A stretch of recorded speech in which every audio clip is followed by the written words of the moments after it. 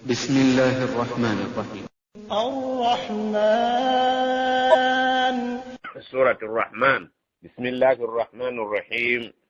يقول الله سبحانه وتعالى الرحمن لنيا ممنيغا الله سبحانه وتعالى. الله سبحانه وتعالى يومساسي كنو كنسي ngasasiro yo amujemera ate nasasira no yamuulira kono kunsi abayisa kyenkanyi mu linnya lyeryo eriyitibwa Rahman, so nga ate ku lunaku lw'enkomerero agenda kubanga ayitibwa Ar-Rahim, ekisa kyali kiraga abo bokka abaanyi nga ku nsi nga bawulize. Allama al-Qur'ana, Allah subhanahu wa ta'ala yayigiriza omuntu ekitabo Qur'ani n'abeera nga akiyize bulungi, n'abeera nga asobola okukolera ku ebyo bye kigamba, ebiragiro n'abeera nga abiteeka mu nkola, bye kigaana n'abeera nga ebyawukanako. Khalaqa al-insana, Allah subhanahu wa ta'ala yoye yatonda omuntu okutandikira ddala ku jjajjaffe Adamu alayhi salam. Allamahu al-bayan. Allamahu al-bayan, Allah subhanahu wa ta'ala yayigiriza omuntu okwogera, kyayongera kinene nnyo eri omuntu Allah subhanahu wa ta'ala gwe yatonda n'amuwa ekigambo okwogera, n'abeera nga ayawukana n'ebisolo n'ebinyonyi biba birina oluusi embeera ze byagala okunnyonnyola naye ng'ate tebisobola kubeera nga byatula ng'omuntu. Ash-shamsu wal-qamaru bihusban.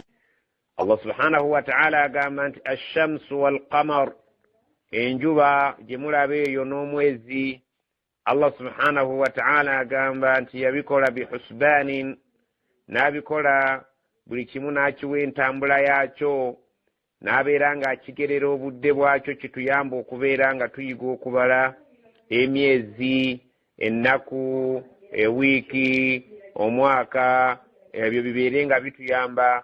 Ovolaba nga ffe abasiraamu Allah subhanahu wa ta'ala bwe yali atulaalikako ebiseera by'esswala tubipimira ku ntambula y'enjuba, ne tulaba nti enjuba bw'ebanga etuuse mu kisiikirize ne kituuka mu makkati w'ekiti, oba n'ebeera nga ekisiikirize kiri bw'ekiti awo esswala eba eyingidde oba eweddeko.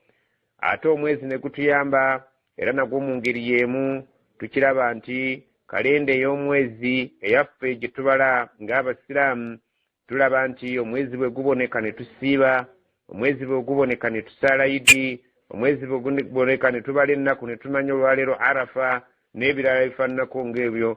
Sisitimu ekwatagana n'okubala kalenda eyimiriddewo ku mwezi, eyimiriddewo ku ntambula y'enjuba. Allah subhanahu wa ta'ala nga bw'atugambye nti nabibatondera bibeere nga bitambula nga biseeyeeya bibaweereze, bibeere nga muyigirako okubala ennaku, bibeere nga muyigirako okubala ewiiki, bibeere nga muyigirako okubala omwezi wamu n'omwaka. Wan-najmu wash-shajaru yasjudan. Allah subhanahu wa ta'ala agamba wan-najmu wash-shajaru yasjudani. Allah subhanahu wa ta'ala agamba an-najmu, ebimera oba emiddo oba ebimera ebitambulira wansi ng'ebiryo, washajaru n'emiti ebimera ebiyina enduli ne bibeera nga bigenda mu bbanga eyo ne byawula amatabi. Allah subhanahu wa ta'ala agamba yasjudani, ebimera ebyo eby'ebika ebibiri bivuunamira Allah subhanahu wa ta'ala ne bibeera nga bimutendereza mu ntendereza Allah subhanahu wa ta'ala ye gye yabiyigiriza. Was-samaa'a rafa'aha wa wada'a al-mizan. Wasamaa, Allah agamba ate eggulu eryo rafa'aha, Allah subhanahu wa ta'ala yalisitula ne libeera nga liri waggulu w'ensi yaffe. Allah subhanahu wa ta'ala agamba wa wada'a al-mizana, Allah yatuteerawo ekigambo bwenkanya tubeere nga ebintu byonna bwe tubeera nga tukolagana ng'abantu n'abantu tubeere nga tupima ebintu ku minzaani zaffe mu bwenkanya, tuyimirizeewo minzaani nga bwe zirina okubeera nga zibeera mu bwenkanya obwannamaddala, wabuleewo sayidi ebeera nga ettirira ginne waayo yeefune ate endala ebeere nga tefuna. Alla tatghaw fil mizan. Allah subhanahu wa ta'ala agamba alla tatghaw fil mizani, temusukkanga ne musukkiriza okwagala okufuna mubeerenga mufiiriza bannammwe mu ngeri ya kupima ku minzaani ebipimo byammwe. Allah subhanahu wa ta'ala ekyakitugaana tetubeeranga mu mbeera eyo ey'okubeeranga twagala okufuna ne tweyagaliza ate tubeerenga tufiiriza abalala. Naga temusukkanga we mwandikomye mubeerenga mugoberera ekipimo ekyo kye mwakkaanyaako kibeerenga kiraga obwenkanya wakati wa sayidi zombiriri egula n'etunda oba wakati w'okugulana kwammwe. وأقيموا الوزن بالقسط ولا تخسروا الميزان. وأقيموا الوزن بالقسط muyimirizengawo ebipimo byammwe mu bwenkanya bwe mubeeranga ekipimo kye mwakkaanyaako kyekyo kibeerenga okiremerako nga bwe bwenkanya ku buli sayidi. wala tukhsiru almizan temugezangako okubeeranga minzaani muzikendeeza oba mukendeeza ebipimo byammwe ne mubeeranga mwagala okulyaza amaanyi abantu abalala nga bwe yakyogerako mu ssuula emu n'agamba nti wailun lilmutaffifin akabi akanene kali eri abo abakendeeza ebipimo byabwe ne babeeranga beeyagaliza okufuna so nga ate bafiiriza abalala. والأرض وضعها للأنام.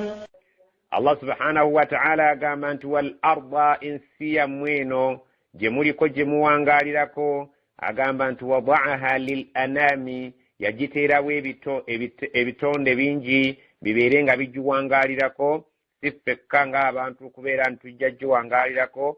Waliyo ebitonde ng'ebinyonyi, waliyo ebitonde ng'ebyennyanja, waliyo ebitonde ng'ebisolo, waliyo ebitonde ng'amajinni, waliyo ebitonde ng'abantu, waliyo ebitonde ng'ebiwuka. Allah subhanahu wa ta'ala agamba nti buli kyonna ekirina omwoyo nakitonda nga kijja kuwangaalira ku nsi kuno kibeere nga kyeyagalirako ebbanga lye ndiba nkigeredde ng'ekitonde kibeere nga kiwangaala nammwe abantu. فيها فاكهة والنخل ذات الأكمام. fiha mu nsi muno nga mmaze okugibateerawo nabateeramu fakihatun amatunda ag'ebibala eby'ebika eby'enjawulo wanakhlu n'enteekamu entende engeri Qur'an gye yakkira mu nsi y'Abawarabu. Allah subhanahu wa ta'ala yalina okubeera nga ababuulira ebibala bye balina. Allah subhanahu wa ta'ala abagamba nti nabateeramu ebibala eby'enjawulo ne mbateeramu ebibala eby'entende Abawarabu bimuwangaalirako zaatul akmamin ezirina enŋo ng'enŋo ezo zisakaatiddemu ebibala ebiyitirivu eby'entende mulimu ebirimba by'entende ebisakaatiddemu nga bwe zinaakula zijja kweyasa zibeere nga zikola empeke z'entende ezo ze mugenda okubeera nga mulya. Allah subhanahu wa ta'ala agamba Abawarabu nabakolera ensi eno mubeere nga mugiwangaalirako, mubeere nga mulya amatunda agaliko, mubeere nga mulya entende eziriko. Entende ezo ze mulaba emiti emiwagguufu emiwanvu ezirina enŋo ennungi ezisakaatiddemu empeke z'ebibala kwe mugenda okubeera nga bwe binaabikuze kwe mujja okuwangaalira. والحب ذو العصف والريحان.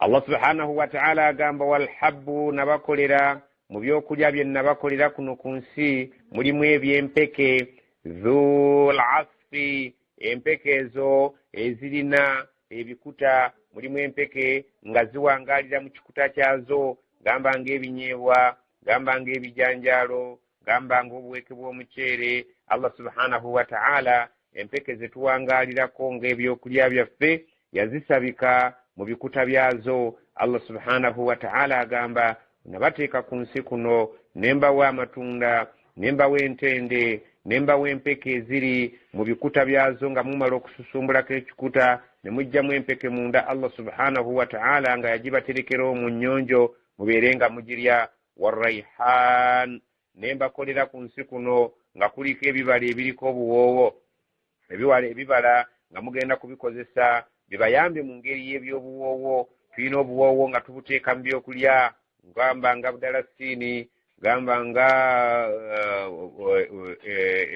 ebibala eby'ebika ebyenjawulo ebirimu obuwoowo nga Allah subhanahu wa ta'ala yabituwa tubeere nga tubikozesa.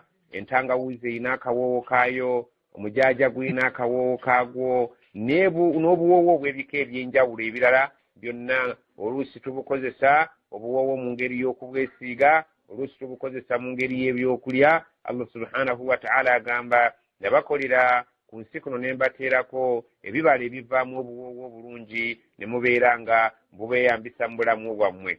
Allah subhanahu wa ta'ala agamba nti ebibala ebyo byonna bye nabakolera ensi n'engiteekamu ebyokulya, mulimu amatunda, mulimu entende, mulimu empeke eziri mu bikuta byazo, mulimu ebibala ebiriko obuwoowo. Allah subhanahu wa ta'ala kyava abuuza فبأي آلاء ربكما تكذبان. فبأي kale olwo nno kiva ku ki alaa'i rabbikuma ebyengera ebyakatonda wammwe Allah subhanahu wa ta'ala mu amajinni n'abantu byabagabira kiva ku ky'okubeera nti tukazibaani mulimbisa ebyengera ebyo nti Allah subhanahu wa ta'ala si yabikola era si yabibawa. Singa mwali nga mukakasa nti Allah yabikola mwali badde nga mumusinza mu bukakafu bw'okumusinza, mumwebaza mu bukakafu bw'okumwebaza. Kyava yeewuunya nti kale lwaki Allah subhanahu wa ta'ala mu amajinni n'abantu kiriwa kyemusinziirako okubeera nga muwakanya ebyengera Allah subhanahu wa ta'ala byabawa. خلق الإنسان من صلصال كالفخار. Allah subhanahu wa ta'ala agamba khalaqa al-insana yoye yakola omuntu ono yasookera ddala jjajjaffe Adamu n'agamba nti namukola min salsalin mu bbumba, ebbumba eryo eryali kalfakharin, namukola mu bbumba eggumu nga lifaananira ddala ne bbulooka ery'enjokye. Allah subhanahu wa ta'ala waatugamba nakola omuntu jjajjammwe Adamu mu bbumba erifaananira ddala mu bugumu bwalyo, ebbumba ejjokyeko. Allah subhanahu wa ta'ala yali ayogera ku jjajjaffe Adamu, entonda ya Adamu embereberye yamutonda mu kika ky'ebbumba, mu ttaka ery'ekika ky'ebbumba ng'obugumu bwalyo bifaananira ddala ebbumba eryokyeddwako omuliro. Allah subhanahu wa ta'ala bw'atyo bwe yakola jjajjaffe Adamu alayhi salam. وخلق الجان من مارج من نار. وخلق الجان الله يقول amajinni min marijin min narin mu muliro ogulabika nti gwali teguliimu yadde omukka. Omuliro gwali pyuwa, ng'omuliro ogwo ennimi z'omuliro mwe baakola amajinni. Allah subhanahu wa ta'ala nga amajinni agakola mu muliro ogulabika nga temuliimu kakka n'akamu, nga muliro ogwa nnamaddala. Allah subhanahu wa ta'ala atunnyonnyola nti entonda yaffe abantu twakolebwa mu bbumba, ate amajinni gaakolebwa mu nnimi z'omuliro ezirabika nti zaali muliro tukutuku omutaali mukka n'akamu n'akeddagala. فبأي آلاء ربكما تكذبان.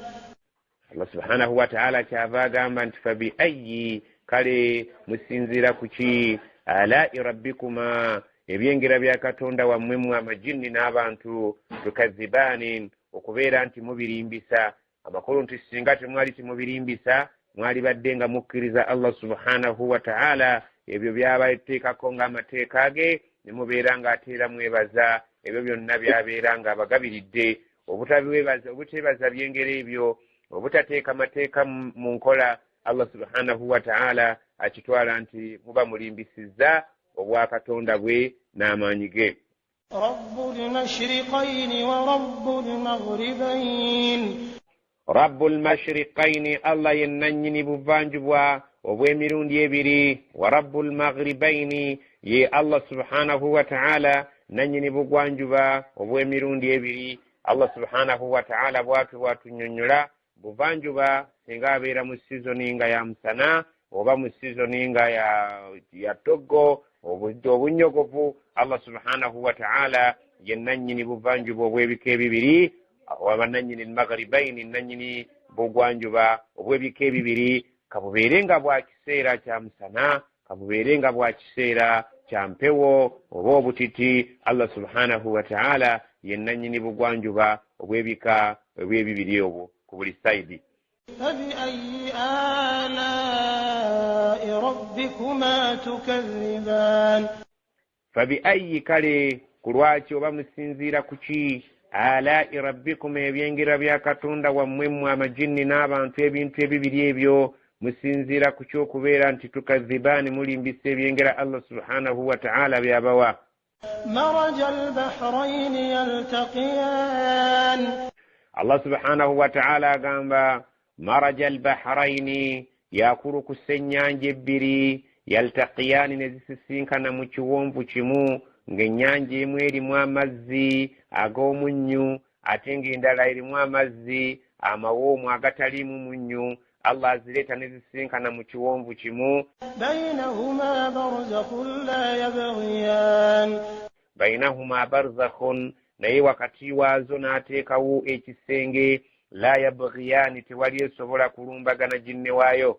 Allah subhanahu wa ta'ala agamba wakati w'ennyanja ebbiri nteekawo ekisenge nga tewali nnyanja ey'omunnyu tesobola kuyingira mu mazzi gali agataliimu munnyu wadde neeno etaliimu munnyu tesobola kubeera ng'etabaala amazzi g'eri agalimu omunnyu. Allah subhanahu wa ta'ala bw'atunula mu kiwonvu ekimu nga mulimu ennyanja emu osobola okulowooza nti ennyanja yonna eri emu, naye nga wakati w'ennyanja n'ennyanja waliwo hajizan. Allah subhanahu wa ta'ala yateekawo barzakh, waliwo ogusenge ogunene ng'amazzi ago gazannyira mu layini yaago nga tewali erumbaganye jinne waayo. فبأي آلاء ربكما تكذبان Allah subhanahu wa ta'ala kyava abuuza fabiayi kale musinziira kuki alai rabbikum ebyengera bya katonda wammwe kiriwa kye musinziirako okubeera nga mubiwakanya mmwe ng'amajinni n'abantu. Allah kyabuuza nti fabiayi alai rabbikuma tukadhiban,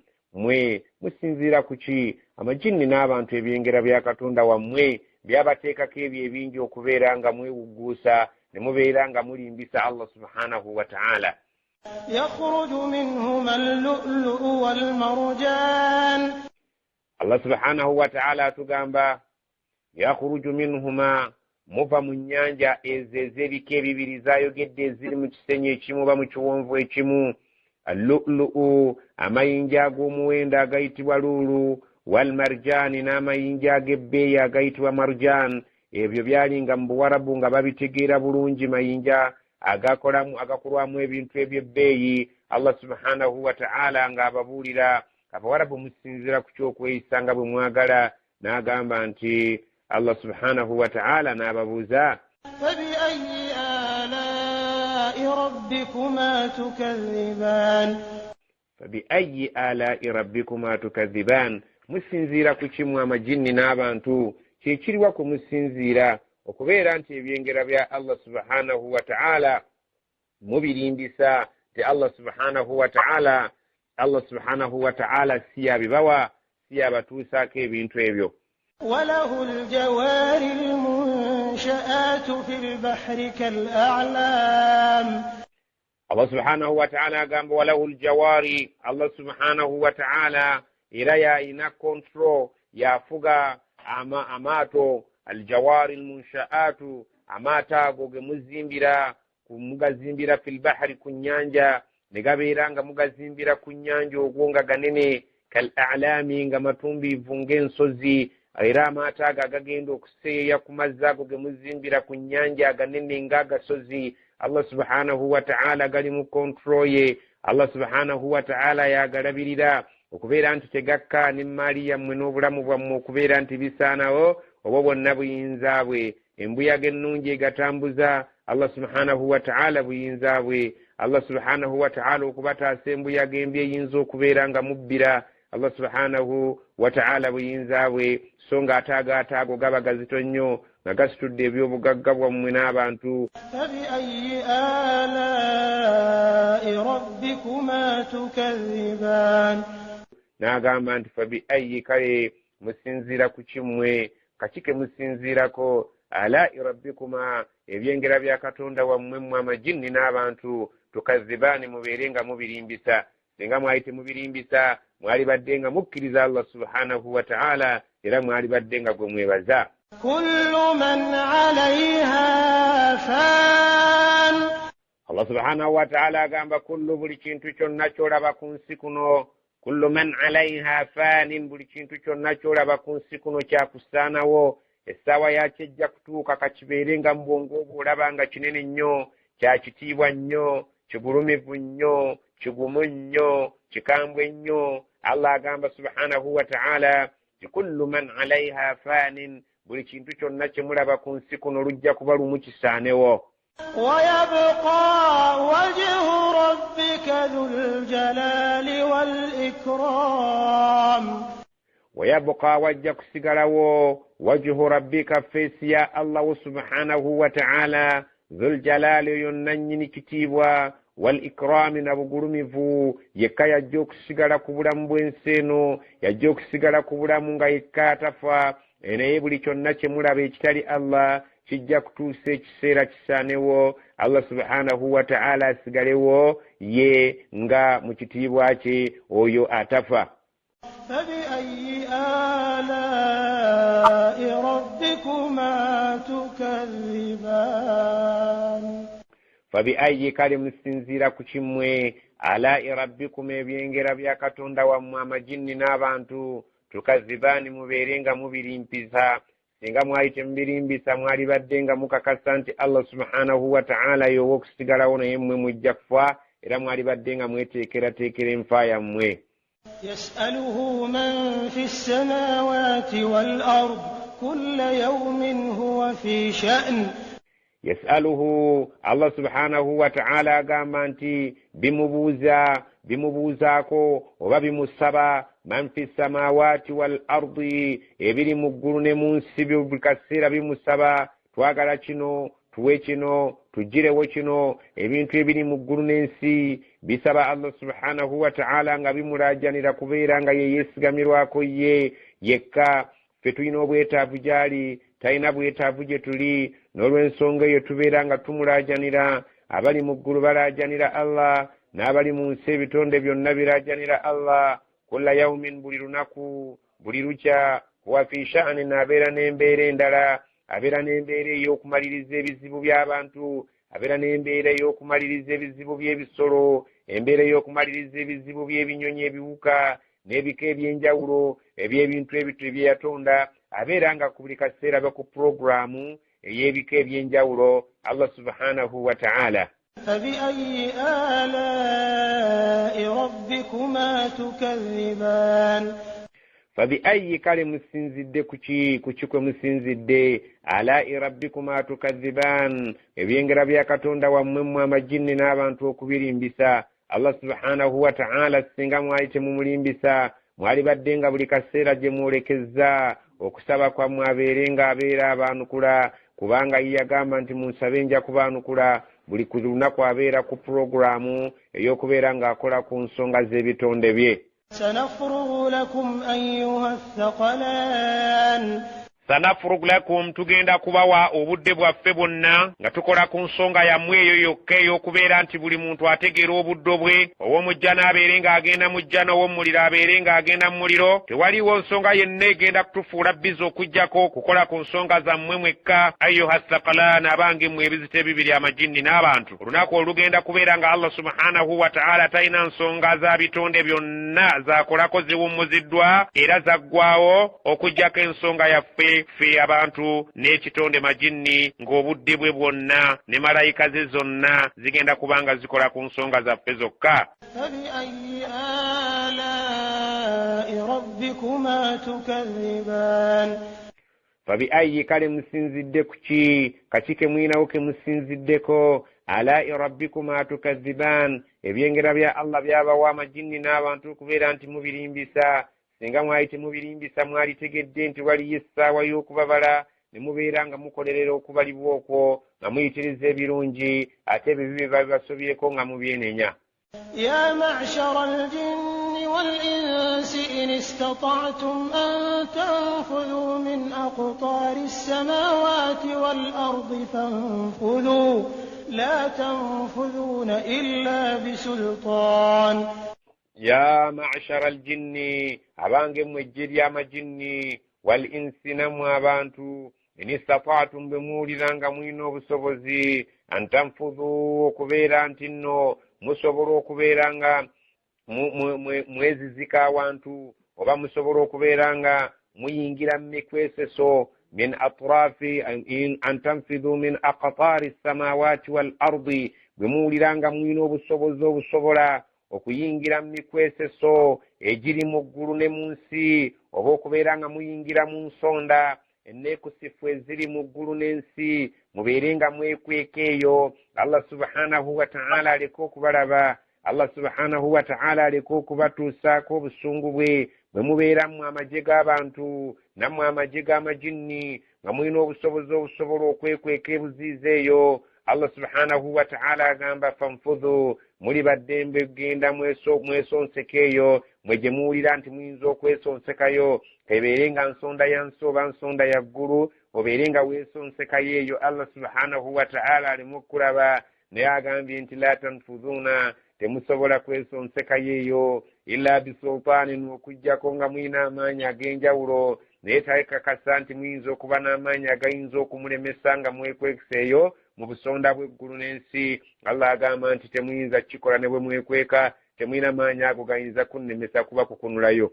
فبأي آلاء ربكما تكذبان فبأي الله agamba kali musinzira kuki alai rabbikuma tukadhiban ebyengera bya Katonda wammwe okubeera nti mubirimbisa. Allah subhanahu wa ta'ala singa mwayite mumulimbisa mwalitegedde nti asobola okubeera nga abakwatako nga tewali muntu wonna woyinza kwekweka awatali maanyi ge gasobola kujjayo. naye Isaaya eraganga nti toliredde kugondera Allah byayagala, toliredde okubeera nga ojja kukozesa amagezi go olimu okutuuka mu bbaliro. Allah subhanahu wa ta'ala akunnyonnyola akawunvu n'akagga ku ebyo bye wakola ate abeere nga akusasula okusinziira ku nkolayo. يرسل عليكما شواظ من نار ونحاس فلا تنتصران. Allah subhanahu wa ta'ala agamba nti singa muba musobodde okwekweka eyo mu bukwesoso bw'edduniya oba mu bukwesoso gy'eggulu, singa kiba kisobose alinga akyalenjinga ng'ayagala okulaga nti akusoomooza nti asobola okujjayo mu ngeri yonna, n'agamba nti yurusalu alaikuma tusobola okubaweereza amajinni n'abantu nga mubaddeko eyo gye mwekukuse shuwadun min naarin ne tubaweereza agatawuliro g'omuliro ne gabakukunulayo wanuhasun oba tuyinza okubeera nga tubaweereza agakoomi g'omukka ogw'amaanyi nga wano bwe bagamba nti tukubye tiyagasi mu bantu tiyagasi n'akusonsomola n'obeera ng'osobola okuva gye weekukumye.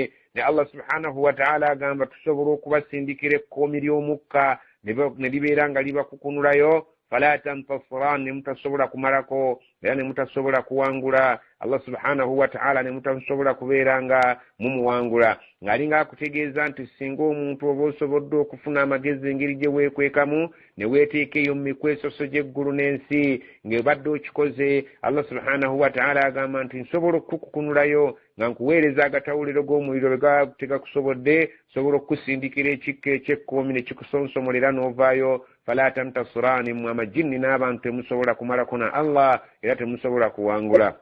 فبأي آلاء ربكما تكذبان. Allah kyavaaga nti fabiayi kale musinzidde kuki alai rabbikuma tukadhiban ebyengera bya Allah subhanahu wa ta'ala okubeera nga mubiwakanya ebyo Allah subhanahu wa ta'ala byabawa enkya n'eggulo. فإذا انشقت السماء فكانت وردة كالدهان. Allah subhanahu wa ta'ala agamba faidha nshaqqati as-samaa'u eggulu lino bwe libeera ng'ekiseera kituuse ne lyeyasaayasa ne libeera nga Allah bw'agamba mu ssuula etali emu nti ligenda kweyasaayasa fakanat abwaba gifuuka emiryango egiyitibwa mu bamalayika okuva mu ggulu nga bakka ku nsi eribeerawo obudde obw'empya kwa Allah subhanahu wa ta'ala kwagenda okutubalira. Allah agamba nti eggulu eyo muliraba ly'amaanyi yalizimba n'emikono gye n'alisitula eyo mu bwengula ne litasobola kubeera nga lituyiikira, naye agamba nti essaawa beriba etuuse ng'ensi emaze okucankala n'olw'embeera eribeerawo ku lunaku lw'enkomerero eggulu ne litandika okweyasaayasa ne lifuuka obulere ne gifuuka emiryango bamalayika mwe bayitira okubeera nga bakka kuno ku nsi. fakanati ligenda kubeera eggulu ero lye mulaba kati nga lya bbulu wardatan ligenda kufaanagana ekimuli ekimyufu